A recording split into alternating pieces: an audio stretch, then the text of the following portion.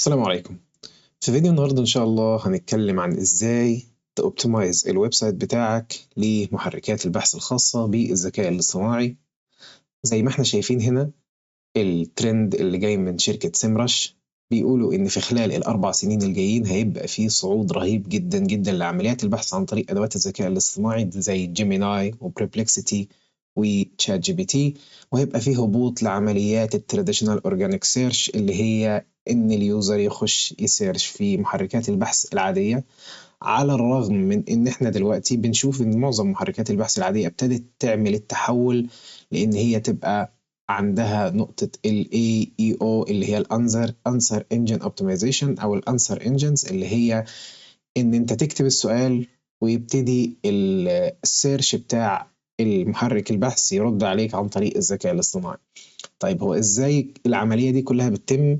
إزاي نوبتمايز الويب سايت بتاعنا؟ كل ده هنعرفه إن شاء الله في فيديو النهاردة، بس أهم من ده كله إحنا عايزين نتكلم أساسيات الأول. يعني إيه؟ يعني دلوقتي إحنا عندنا في أساسيات للإنجن اللي هي السيرش انجن اوبتمايزيشن. في عندنا أساسيات اللي بنتكلم عنها اللي هي ال SEO. مفيش EEO، مفيش GEO، مفيش Generative Engine Optimization، مفيش Answer Engine Optimization من غير SEO. ال SEO هو الأساس بتاعك، هو الأرض الصلبة اللي أنت بتبني عليها كل الكلام التاني الخاص بال AI. يعني لازم الويب سايت بتاعك يكون فيه تكنيكال SEO ممتاز، الويب سايت سريع، السيرش انجنز تعرف تعمل كرولينج وتقدر تشوف الويب سايت بتاعك بيتكلم عن ايه، في عندك محتوى قيم valuable content، وفي عندك backlinks، يعني عندك on page off page و backlinks. كل ده المفروض يبقى موجود عندك في الويب سايت بتاعك عشان تقدر انك بعد كده تعمل ان تضيف ال EEO سواء ال Answer Engine Optimization او ال GEO، لان في النهاية ال SEO هو الأساس.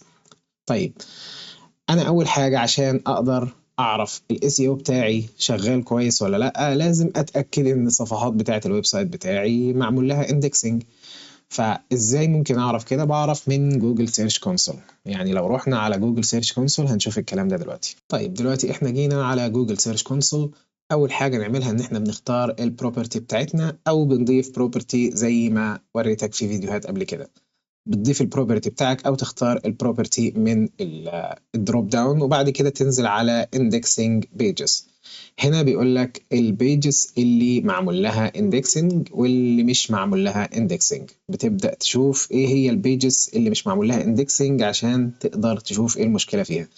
هنا بيقول لك ان البيجز دي crawled بس مش indexing، ودي discovered يعني لسه اكتشفت عن طريق المحرك البحث، عن طريق اللي هي الكرولرز اللي بتروح على محركات البحث، بس ما اتعمل لهاش كرول. فالمفروض ان اللي اتعمل لها كرول دي من باب اولى ان هي المفروض تضاف في جوجل. فهو بيقول لك ان هي كرولد بس مش اندكسد، فبتدوس عليها وبتروح تشوف الويب سايت بتاعك او الصفحات بتاعه الويب سايت بتاعك ايه هي الصفحات اللي اتعمل لها كرول، وبيجيب لك بالتاريخ بتاعها وبيقول لك ايه هي الصفحات. بتبدأ تدوس على الصفحات وتروح لها وتفتحها على الويب سايت بتاعك وتبدأ تشوف المحتوى اللي فيها. هل المحتوى مثلا محركات البحث مش عاوزة ان هي تظهره لسبب ما، المحتوى قيمته قليلة، مفيش موثوقية كبيرة للويب سايت بتاعك ان هو يتحط فيه لينكات كتير. الكلام ده كله انت بتبدأ تبص وتعمل الاوديتنج بتاعك وتشوف الكونتنت بتاعك فيه مشاكل ولا مفهوش، وتبدأ انك انت تعمل له ريبيربس او انك انت تعيد صياغته عشان يبتدي يظهر في محركات البحث ويتعمل له اندكسنج.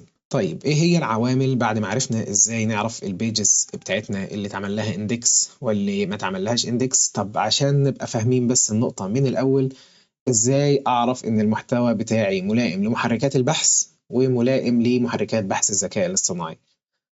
أول حاجة إن إحنا نضيف أي خبرات من الخبرات الخاصة بينا في المقالات، فبالتالي بتبقى بتبان إن هي اللي كاتبها إنسان مش مكتوبة عن طريق ال AI، فبيبتدي ال AI يرشحها في محركات البحث ويرشحها في محركات بحث الذكاء الاصطناعي، أو محركات بحث الذكاء الاصطناعي تبتدي ترشحها لليوزرز اللي بيدوروا على المشكلة دي. إن إحنا نضيف خبرة. تاني حاجة إن إحنا يبقى الموضوع فيه وضوح كامل، ما يبقاش فيه أي غموض، ما يبقاش فيه أي حاجات مش واضحة للعميل اللي بيقرأ الكونتنت. لازم يبقى فيه وضوح كامل، ولازم ما يبقاش فيه حشو، ما تفضلش تحط كلام كتير عشان تزود الكيوردز أو عشان تعمل كيورد ستافينج. وإنك أنت تكتبه بطريقة مبسطة جدا لدرجة إن طفل في سنة 6 ابتدائي أو في طفل عنده 10 سنين المفروض إن هو يبقى يقدر يقرأ المحتوى بتاعك.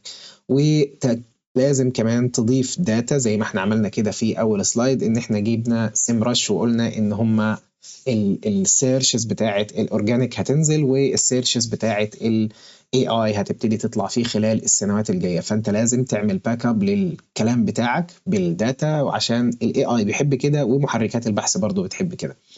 واخر حاجه انك انت تعمل حاجه اسمها كابسول كونتنت استراتيجي. ايه الكابسول كونتنت استراتيجي دي؟ انك انت بتحط نفسك مكان العميل. يعني دلوقتي العميل بيدخل على محرك البحث سواء الجي بي تيز او بيدخل على محرك البحث الاورجانيك وبيبدا ان هو يكتب اسئلته. فانت بتحط دماغك مكان دماغ العميل وتشوف هو بيدور على ايه، فبتبتدي انك انت تكتب السؤال اللي هو بيدور عليه. بتبتدي بقى انك انت تكتب الاسئله دي عن طريق H1 و H2 وتكتب الإجابة بتاعتها تحتيها مباشرة. يعني هو دخل مثلا ما هي أفضل أدوات الذكاء الاصطناعي، أنت لو دخلت دلوقتي كتبت أفضل أدوات الذكاء الاصطناعي هيبتدي جوجل في ال AI اللي هو ال AI engine اللي هو الأنسر انجن هيبتدي يرشح لك أدوات ذكاء الاصطناعي. طب هو جايب الأدوات دي منين؟ هو جايبها من ويب سايت عمل له كرول وحط الإجابة بتاعته وخلطها ودمجها بالاي اي وحطها في الأنسر انجن، فأنت بتاخد إجابة مختصرة.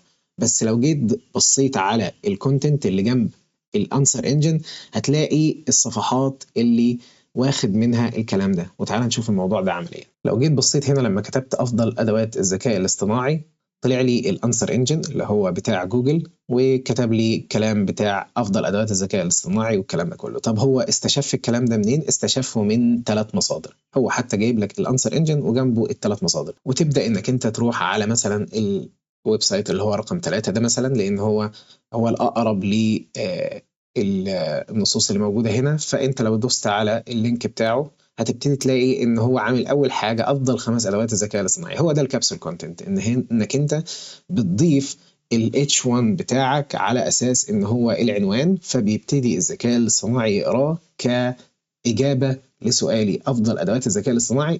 جايب هنا مثلا افضل ادوات الذكاء الاصطناعي، وبعد كده بيبدا ان هو يقرا الكلام ده ويبتدي يجيب لي ايه هي ادوات الذكاء الاصطناعي. زي ما انت شايف افضل 5 ادوات الذكاء الاصطناعي، هو برضو قرا الجزئيه دي من خلال محرك البحث. وطبعا زي ما احنا اتفقنا الويب سايت ده عامل كل حاجه مظبوطه، عامل اس او، عامل باك لينكس، عامل كل حاجه، لان الذكاء الاصطناعي او المحركات البحث سواء في الذكاء الاصطناعي او محركات البحث العاديه بتقرا الويب سايت وتشوف موثوقيته وتشوف مدى قدرته على وجوده في محركات البحث امام منافسين تانيين. ده بالنسبه للكابسول كونتنت استراتيجي. استراتيجيه كويسه جدا، هي تعتبر اللي هي الكور بتاعت انك تظهر في الاجابات الخاصه بالذكاء الاصطناعي. بس النقطه دي خاصه باجابات الذكاء الاصطناعي مش بالظهور في محركات بحث للذكاء الاصطناعي. الجزئيه اللي عندنا بعد كده انك انت تتكلم روبوت. يعني ايه سبيك روبوت؟ يعني انك تبدا تحط الحاجات التكنيكال اللي الاي اي المفروض ان هو لما يخش على الويب سايت بتاعك يعمل له كرول عشان يجاوب على اسئله اليوزر اللي بيسال على مشكله خاصه بالبيزنس بتاعك، انك انت تبقى مجهز له كل الحاجات الخاصه بالروبوتس. يعني السكيما والال ام. السكيما مارك اب اللي هو الويب سايت بتاعك التقسيمه بتاعته عامله ازاي. انت لو انت مش عارف انك انت تعمل سكيما للويب سايت بتاعك او مش فاهم نقطه السكيما، انت بتروح على شات جي بي تي وتدي له لينك الويب سايت بتاعك وتقول له اعمل لي سكيما احطها في الويب سايت بتاعي. موضوع بسيط جدا. وبالنسبه لل امز يعني هي دي عبارة عن زرار بيبقى بتفعله سواء في عن طريق ووردبريس بيبقى عن طريق البلجن بتاعة يوست، وفي الويب فلو بيبقى برضو زرار بتدوس عليه بتفعله. الموضوع بسيط جدا. ده عبارة عن ملف تكست بيعرف الاي اي او بيلخص له الويب سايت بتاعك بيتكلم عن ايه، عشان لما يجي حد يسأل على إجابة معينة في محركات بحث الذكاء الاصطناعي يبدأ ان هو يظهر له الويب سايت بتاعك. طبعا عليها كلام كتير، عليها لغط كتير ان هي مش مهمه، بس هي مش بتخسر خالص. هي الفكره ان هو زرار بتدوس عليه تعمل له توجل اون والموضوع بينتهي. ده بالنسبه للنقطه التكنيكال، سهله جدا ومش محتاجه منك شغل كتير زي شغل الاس اي او. اخر حاجه وهي انك تكون موجود في كل مكان.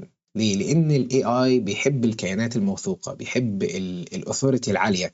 لان هو لما بيجي يكتب اليوزر حاجة مثلًا عاوز يسأل عن حاجة معينة، فالAI بيحاول يجيب له الحاجات أو المواقع اللي ليها موثوقية عالية عشان تبقى معلوماتها أو المعلومات اللي بتقدمها يعني مصدر موثوقيتها عالي جدًا.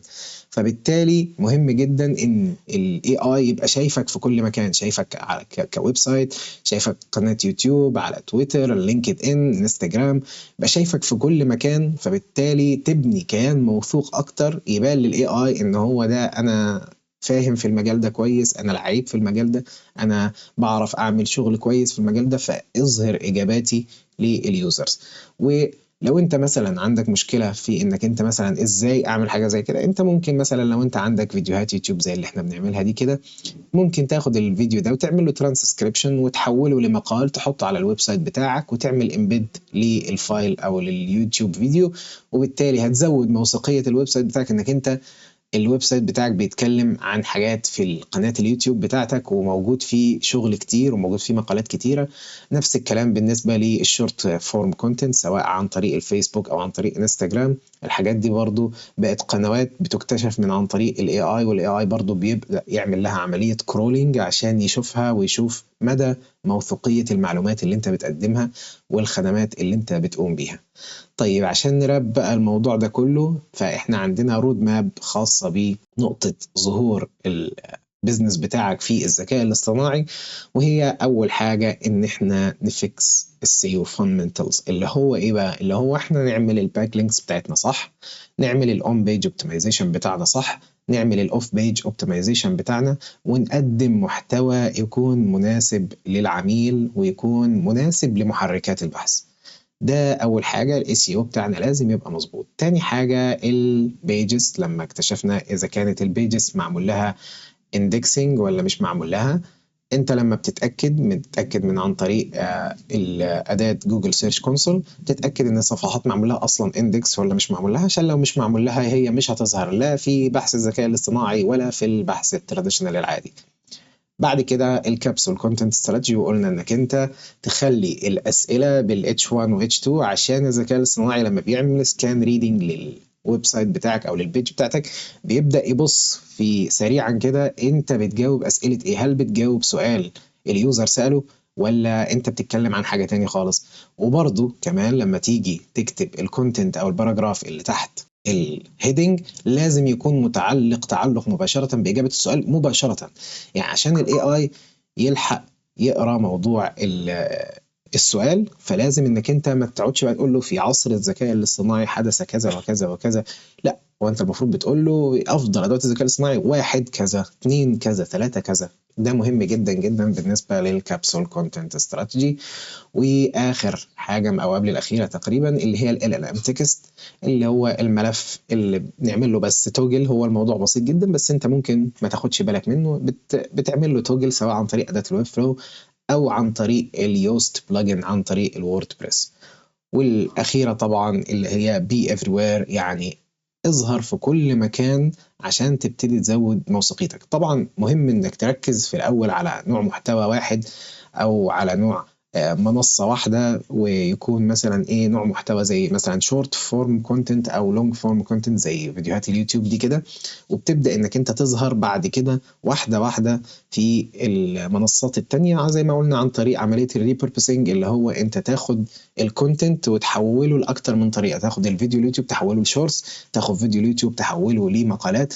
ده هيسهل عليك جدا انك تبقى ظاهر في كل مكان، وانك تظهر لليوزرز اللي بيدوروا على حلول البيزنس بتاعك بيقدمها من خلال الذكاء الاصطناعي او من خلال محركات البحث الذكاء الاصطناعي. ده كان بالنسبة للفيديو النهاردة، فيديو خفيف لطيف كده، اتمنى يكون عجبكم. ولو عجبكم الفيديو ما تنسوش تعملوا لايك وسبسكرايب للقناة. اشوفكم في فيديو جديد، السلام عليكم ورحمة الله.